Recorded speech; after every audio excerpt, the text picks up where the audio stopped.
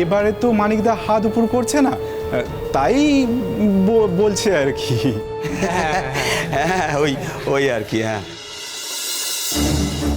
এই শোনো, তোমাদের এই ফাংশনে যদি মানিক দাস যুক্ত থাকে তাহলে আমি তোমাদের একটা কথা স্পষ্ট বলে দিচ্ছি, লালন কিন্তু ওখানে গান গাইতে যাবে না।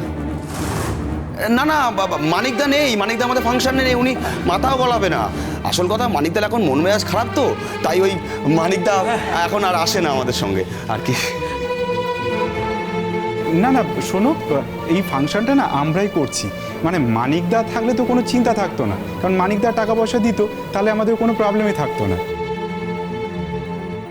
তা সেই লোকটা থাকবে নাকি ওখানে?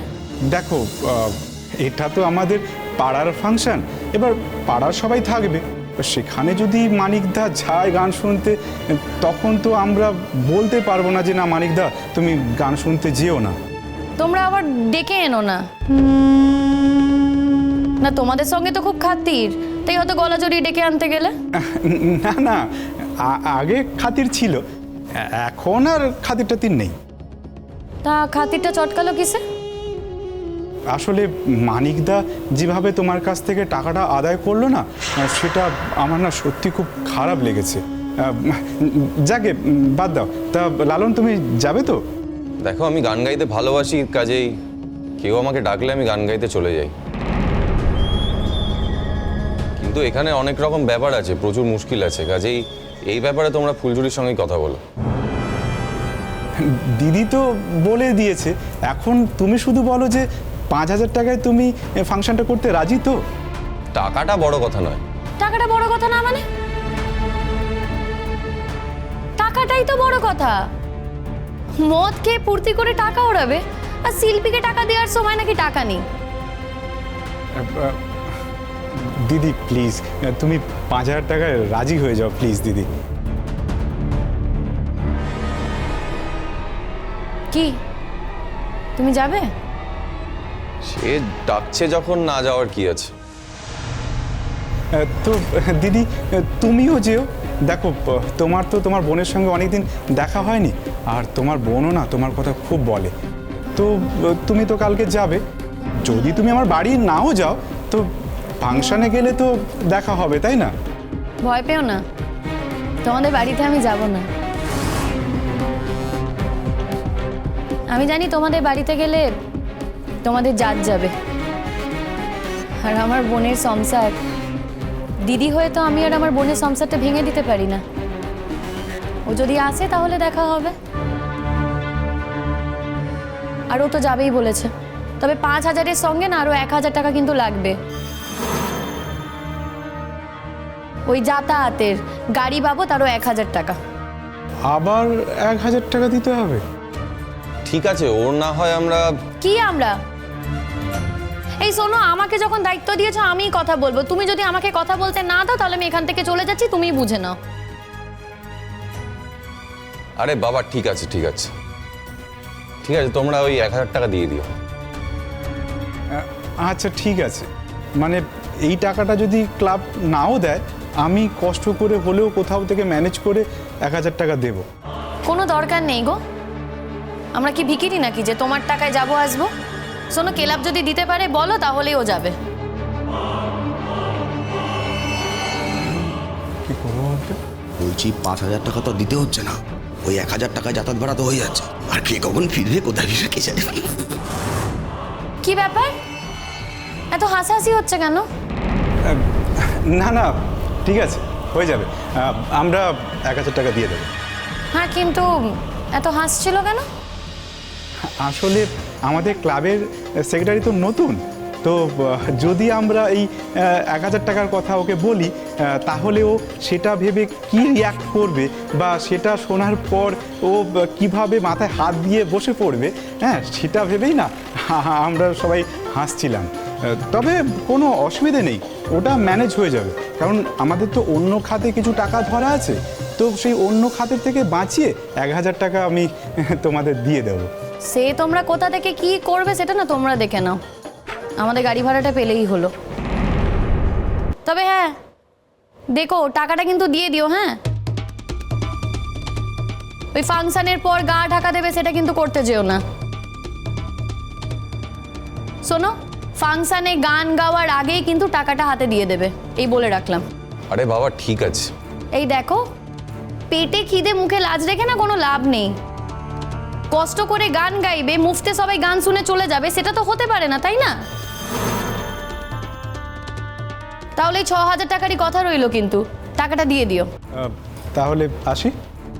দেখো, এটা আমার কাজের বাড়ি, তাই তোমাকে এখানে বসিয়ে চা জল মিষ্টি এসব খাওয়াতে পারলাম না, কিছু মনে করো না। না না ঠিক আছে, আমি কিছু মনে করছি না। তাহলে সন্ধেবেলায় চলে যাও, মানে 6টা নাগাদ ফাংশন শুরু হবে।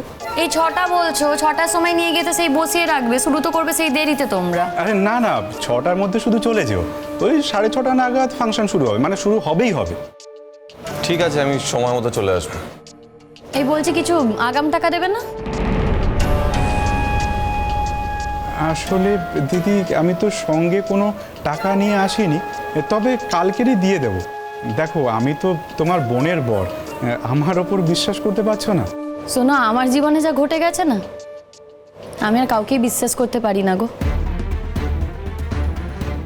আমার বাপ মা বোন পরিবার কেউই তো আমার বিশ্বাস রাখেনি। যাই হোক, ছাড়ো, কালকে কিন্তু ফাংশনে গান গাওয়ার আগে টাকাটা দিয়ে দিও, না হলে কিন্তু লালন গান গাইবে না, এই আমি তোমাদের বলে রাখছি। না না ঠিক আছে, স্টেজে ওঠার আগেই টাকা দিয়ে দেবো। আমরা আসছি। হ্যাঁ এসো।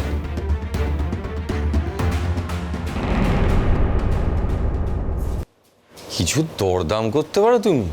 তা করবো না তো কি করবো? হ্যাঁ, তোমার মতো তার রাজা মহারাজাদের মতো আমার স্বভাব না। না, ওই তো দোকানে গিয়ে দেখলাম কি করলে, লোকটা যা বলছে তাতে একেবারে সাই দিয়ে দিচ্ছ, একেবারে মাথা এরকম এরকম করে সাই দিচ্ছ। আরে বাবা, কেনাকাটা করতে গেলে, বাজার হাট করতে গেলে না দরদাম করতে হয়। যখনই টাকা পয়সার কোনো ব্যাপার আসে তখনই দরদাম করতে হয়, বুঝেছো? যাক, আর একটা ফাংশন তো এসে গেল। সবই ঠিক আছে, তবে কি বলছি বলো তো, ওদের পাড়ায় তো সেই মানিক দাস থাকে না, ফাংশনে হ্যাঁ বলাটা কি ঠিক হলো? মনটা না কিরকম খুঁতখুত করছে গো। দেখো, তোমার ওই মানিক দাস আর আমার কি করবে? তাও যদি তোমার খুব ভয় করে তুমি যেও না। আমি ভয় পাবো ওই চুচোটাকে? আমি না সব ভয়টা কিছু পাই না। হ্যাঁ, তবে ওরা লোক ভালো না, সেটা কিন্তু মাথায় রেখো।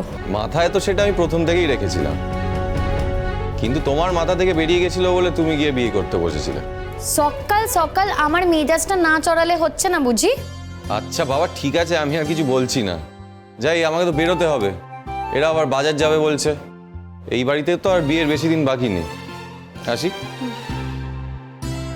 এই শোনো, আবার কি হলো? বলছি তোমাকে যে সালোয়ার কামিজটা কিনে দিয়েছি, কালকে পরে যাবে? কিন্তু ওটা তো বউ ভাতের দিন পরার কথা, কাল তাহলে ফাংশনে পরে যাবো কেন?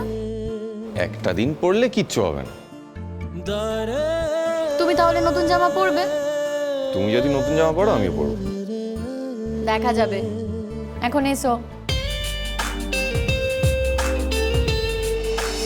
তোকে দেখেছি গলির মোড়ে, পথঘাট প্রান্তর জীবন জুড়ে, দুপুর বিকেল সন্ধে ছুঁয়ে রাত ভোরে। স্বপ্নেই আমি ছিটকে গেছি টলমল পা, জানি গন্তব্য তো এক, সময় বলবে সেটা। স্বপ্নেই আমি ছিটকে গেছি টলমল পা, জানি গন্তব্য তো এক, সময় বলবে সেটা। তোকে দেখেছি পাড়ার মোড়ে, পথঘাট প্রান্তর জীবন জুড়ে, দুপুর বিকেল সন্ধে ছুঁয়ে রাত ভোরে।